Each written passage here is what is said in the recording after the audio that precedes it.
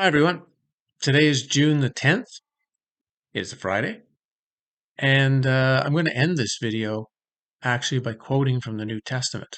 I don't think I've ever quoted from the Bible in any of my previous videos, but I think today is a good one to do it with.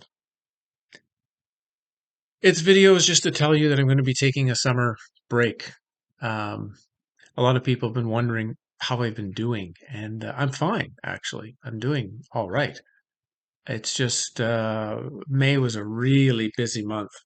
Um, Actually, there was lots going on. I had 15 interviews trying to get the plants seeded and out in the garden, and we had like no sun, like none, zero for the whole month.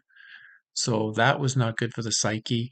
We had the intensive that I was administering with Bart. That was a lot of work to do, actually. My eyes are a bit sore this morning for some unknown reason. Maybe I was out in the sun. It was actually sunny yesterday. I might have had too much sun in my eyes. Um, so that was quite, the intensive with Bart was really good for us.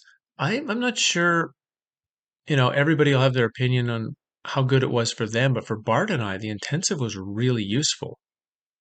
We've spoken since then, and we both kind of felt that it was a marker for us, or like um, not a testing tool. That's not the right word, but it was showing us where each of us are going. And it's very interesting that it's very similar. Bart and I have kind of come to similar agreements that we're both going to slow down a little bit of our lives. So I'm going to be taking a break and I'm going to explain all that here in the video and explain what I'm working on as I go through the summer and a little bit of an overview of what this channel has kind of done and what it's been, because I'm not sure too many people understand actually what this 2 years, because that's what it's been, 2 years of this channel has been. So I'm going to explain all that and, like I say, end with um, some quotes in the Bible that I think will be very useful for you going through the summer and into the fall. So I'm going to switch over to audio now so that it's easier to load and upload. Try to keep this tight and concise for you. And let's move to the audio portion. Okay, so we're back here. And yeah, I just wanted to go in to give a little bit of the explanation. Um, I'm actually the thing I'm working on right now is a really key topic. Of course, I'm trying to write the book Exiting Plato's Cave, and I'm having to really dig into what might be called soul traps of this reality. And what's interesting is, as I really honestly look into it, most of the traps don't look like traps at all. In fact, they tend to be the very basis of the spiritual and religious communities. And so it becomes even more of a job that the things that these communities are trying to tell you to do in order to regain freedom are actually the things that keep you locked in the cycle of all this stuff. So that's what I'm working on. As for it's just time to take a break. I mean, the work that goes into the videos, it really takes a lot of time. And now summer's finally here, which means I've got a lot of work to do in the garden. We're out every day here for 5, 6, 7 hours a day, and to try to get some time in the woods to try to write my book. There's just no time for interviews, there's no time for the online world now. There just isn't. Um, and I feel I can do this because I was never interested in having a channel that's about entertainment or distraction. And I hate to say that's what most channels, even so-called truth channels, that's really what they're there. They're entertaining people. You got to remember they're a business, and the channel brings in a lot of money. So they have to keep people coming, just like an organization of spiritual teachers, right? You have to keep the flock coming to keep churning in the revenue. Um, or they're a distraction. They're things to make you feel good, which in a sense is a form of entertainment, right? And my channel has never been anything like that. I haven't been here to try to entertain or soothe or distract anyone. I've been trying to really what the channel's been. Because it's been 2 years now since it started, and I didn't really realize what it was going to become when it started, but it was, in many cases, it's the presentation of the journey I've gone through in the last 2 years, presented to you on screen. That's kind of what it's been.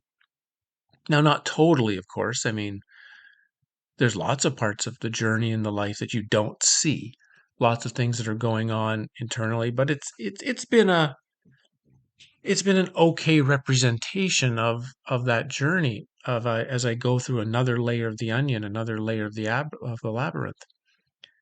And for those that have picked that up, you will have gotten some very valuable insights for your own work, for your own journey.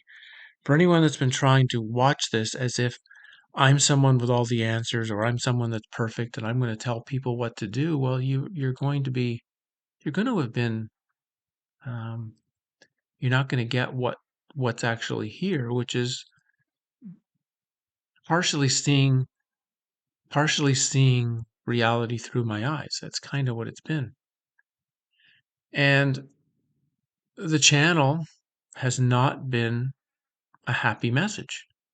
I've not been giving you one of life and love and hope and inspiration because that's not how I see this reality, right? If you've been with my channel for a while, you know I've come to see it over the last 25 years, more like a Cathar would see it, more like a Gnostic would see it, that there's a kind of, that this is a trapping mechanism and a very dystopian, even though it's not dystopian yet, but that's kind of what this reality is. It's a simulation that locks souls in here and uses ideas of karma and reincarnation and being perfect and improving yourself and all sorts of ideas which are just actual locks in the system. I just read a book recently. There was a comment that came up um, about the book Wool, literally like last week or something. Novel from, oh, I can't remember the guy's name, Harry Hyland, something like that. It's probably not his name, but it's something like that. Just becoming a TV series, the Silo series. So I was in a secondhand shop in a small town, small little city where I live, never has English books. In the little English book section where there was like 8 books, one of them was Wool. It was right there. What a coincidence. So amazing coincidence. So I took it home. Interesting little, very dystopian novel. I don't want to go into the details in case you're interested in reading it. It was okay. But all of a sudden, after whatever, 400 pages of dystopian novel, it ends with, of course, a wonderful, happy, hopeful ending where now everyone's going to follow truth and everything's going to be wonderful and fantastic. And I realized this is it. This is one of the biggest traps in this realm, and that's hope.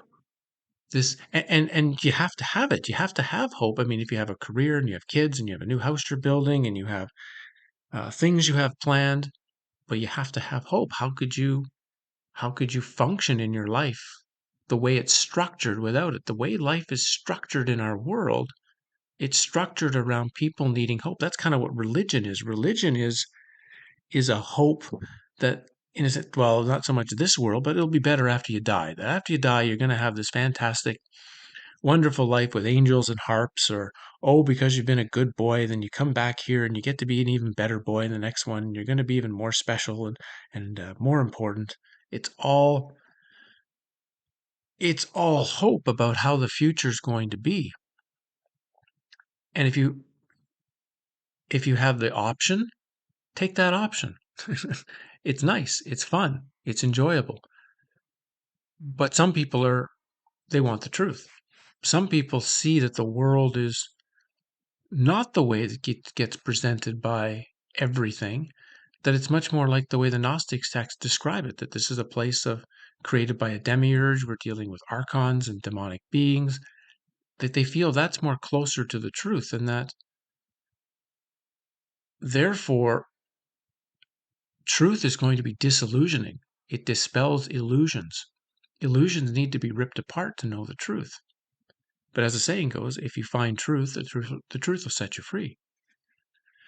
But this reality is designed to wall people away from that, to keep the sheep away from the fence line, to keep everyone focused on things that will be distraction, entertainment, um, comfort. Basically, we've been living in Brave New World, just a light version of it, and it's going to be coming much greater. So I need some time to dig into all this. I'm an author and I write.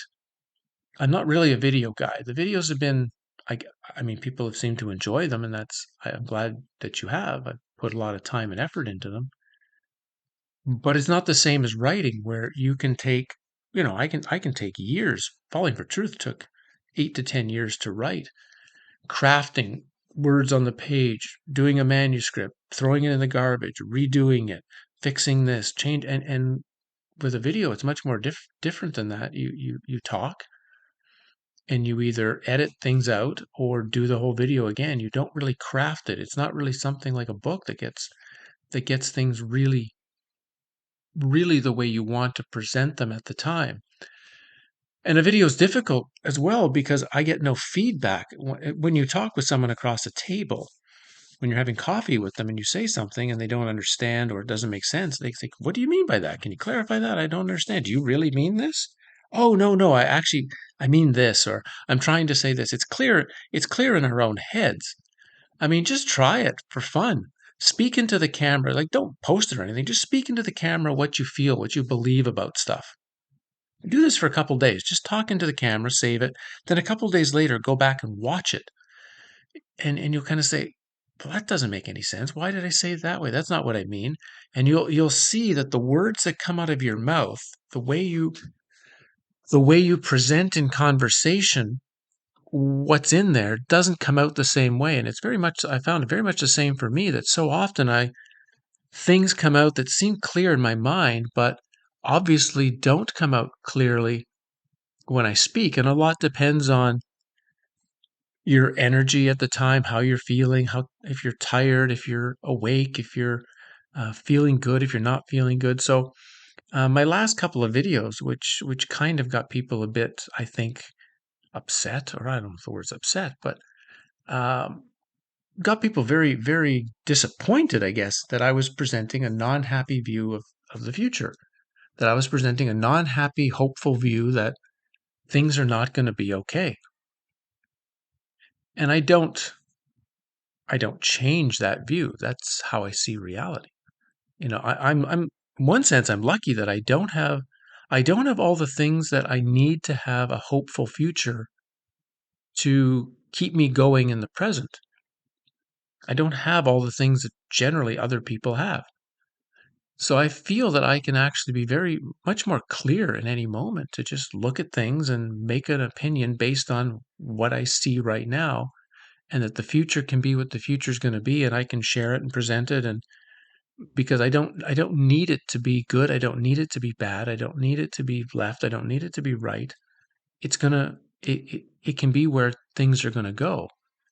And but this can be very challenging to put into videos, and it's very easy, I think, for things that are said verbally to be taken the wrong way, again, taken out of context or not presented well. And I think some of the last couple of videos I just didn't present well, and probably just from May was, like I say, it was a tiring month for me. It was very exhausting mentally. And so things didn't come out as smoothly as I'd like to put them out. So I'm going to take down two of the videos. Well, not take them down. I'm just going to unlist them. I'll keep them in the links below. So if you want to go watch them, you can just click the links and see them if you want. So they're not like disappearing, but I just don't think they should be open to new people coming to the channel. It'll probably confuse them more than anything else. And I don't want to confuse people anyway. If people want to disagree with me, that's fine, but I want them to disagree at least with a clear presentation I've made, not with something that isn't clear. So, um, it's one of the reasons I like the videos with the videos I do with like people like Campbell or Bart or whatever, because once you're talking with someone else that sort of shares your understanding, shares what we're trying to produce, the confusion gets fixed in the conversation. One of us will add something that explains more of what the other person was discussing, or asks a question, kind of like, well, what do you mean? Can you explain that in a little more depth so I understand? And so one of the things about the conversation, when it's a conversation with another person rather than just me speaking with the camera, I think a lot of confusion gets lifted from it. Things get explained much better, and that's something I'm going to think about as I go forward of what I do here. Because, like I say, it's time. It's just time to take a couple of month break to focus on some other things, focus on things in my life, get out in nature, work on the book. Working on the book, I haven't had time. I've been lucky still to get in half an hour to an hour on the book. I really need to get that focus down. And it'll be good for you to take a little bit of a break from me, just to yourself. Go and spend some time away, do some other things, go back into your own life. A lot of you won't have to watch me touching my glasses in apparent Freemasonic way, or I'm sitting in a way that's producing some sort of, I don't know, message to, it's pretty wild when you start to see how people interpret what you do or what you say. It's pretty wild, but that's our world, right? Our world is pretty wild, pretty insane. So I'm going to be gone for a couple months, doing my own thing. I'll be fine. Everything is good. Don't be concerned in the least. I'm writing, I'm planting, I'm watering, I'm walking in the forest. I'm thinking, I'm contemplating new stuff so that when I do return in a few months, because I think the summer's still going to be, no matter what, the summer's still going to be fairly calm. I still agree 100% with Bart that we're heading very quickly towards something that he called the event. The event being some kind of um, experience that's going to happen in this reality that's going to literally be a marker point. The, that everything after that event will be different than the way it was before. Completely different, that it will change everything. And it doesn't mean it's going to be good after the event. It doesn't mean it's going to be bad after the event. It just means we're coming to something that will change everything, absolutely everything. And we have to be ready for that great change. And no matter what, the event is going to be difficult for just about everyone. It's going to affect the entire globe, or globe, flat plane, whatever this is. And we have to be ready. We have to be ready for that. And again, part of my taking the break is also getting myself ready for the event and being ready to have something useful to present to others on the backside of that. So a lot of work, I'm going to be doing a lot of work right now that hopefully when I return, these videos are going to come back differently. There's no question when I come back and start putting new videos up, they're going to be different. The tone will be different, the message will be different, the presentation will be different. I'm taking part of this break is going to be reevaluating how I do videos and what's in them. As much as I'm reevaluating how I want to write this new book, because it's going to be different. I'm writing this book in a very different way than I've written in the past. The videos will be different. So when I come back in August or September, it's going to be a different time. And we may be in the event or getting really close to the event. So I want to leave you with a quote from Ephesians. I don't know if I'm saying that correctly. Ephesians, actually, chapter 6. And it's good. Somebody said, I say some words incorrectly. Someone sent me an email. I'm saying words incorrectly, and it's showing that I'm ignorant. No, it's showing that I'm not perfect. And that's good. I'm glad I don't say everything perfect. I'm glad I don't say every word correctly. Because as long as you're stuck on thinking that others in this realm are perfect, or that you need to be perfect, that you need to perfect yourself, that's another one of the traps. You don't need to perfect yourself. You need to see clearly. That's all. You need to see clearly. And you need to no longer be affected by the forces that have been affecting you and I since the moment of our birth, since the moment of our conception, actually. Since the moment our soul entered this reality, and I don't think entered willingly, I think was tricked. after a previous incarnation, whatever that was, we were tricked into coming back. And we have to see that we were tricked. We have to see that um, any contract that you're involved in which you're tricked or have deception is a non-valid contract.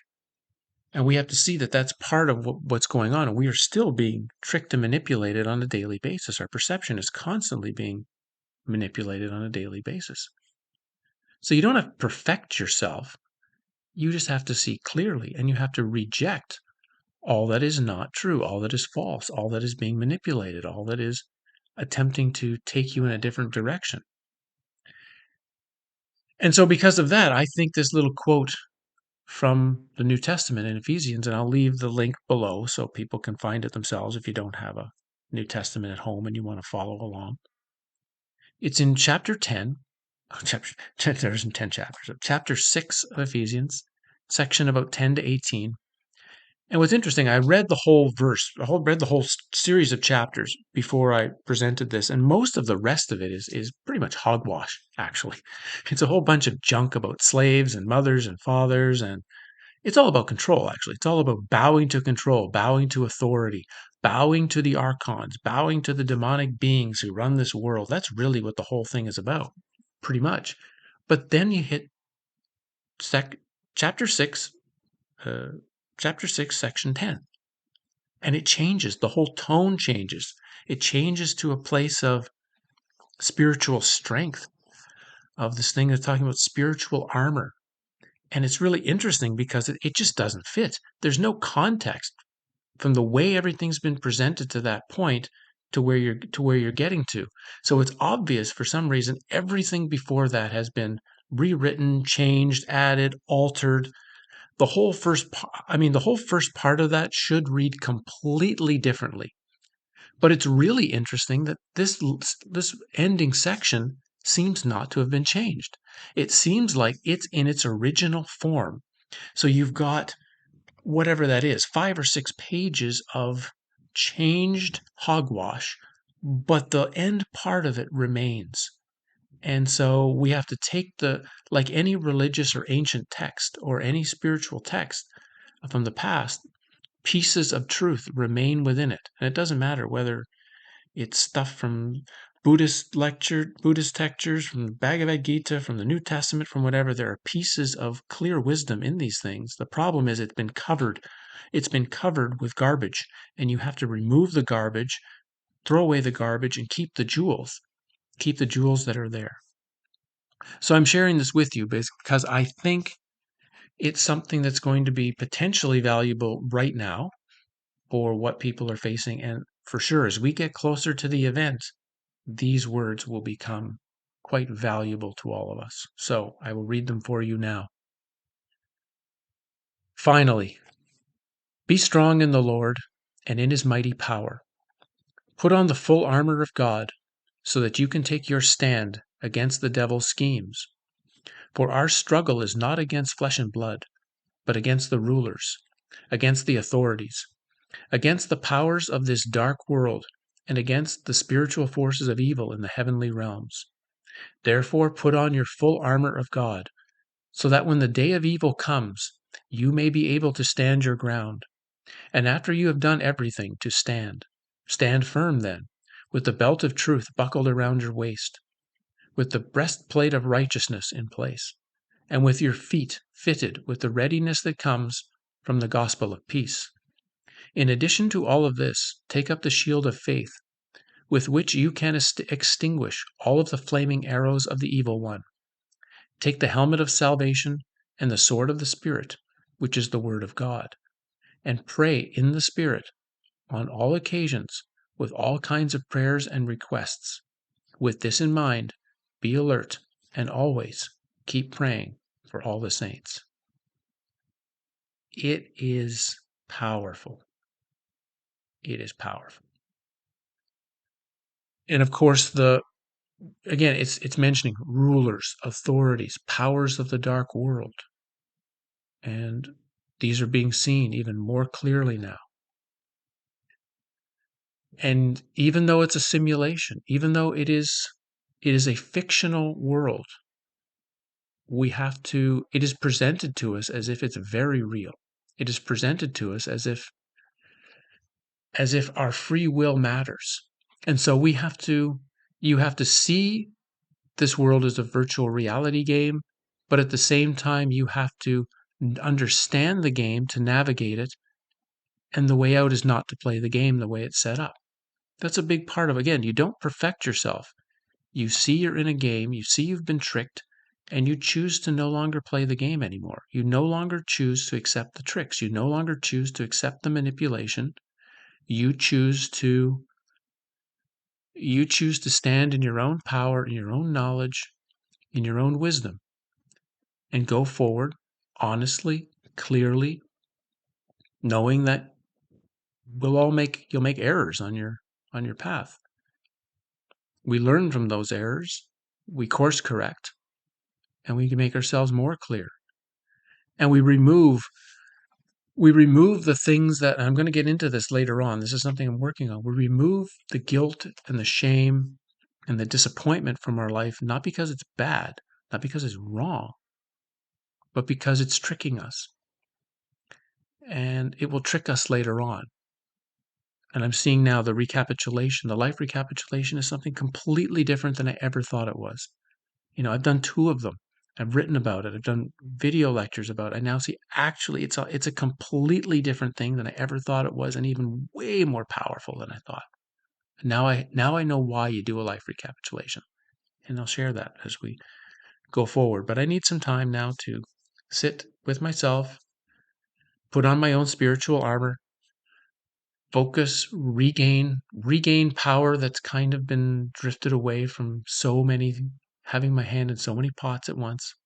And that's what the summer's going to be. It's going to be writing, focusing, digging, presenting, clearing up things, and returning in a new way. I'm not going to do any interviews either. I have one left that I promised Brian over at Cool Guitar Gear. I promised him that quite a while ago. He's now only on BitChute, and so we're going to do that. So I'll do that one because I promised that for him a while ago. Otherwise, there'll be no interviews and no videos for a while. But I'm fine.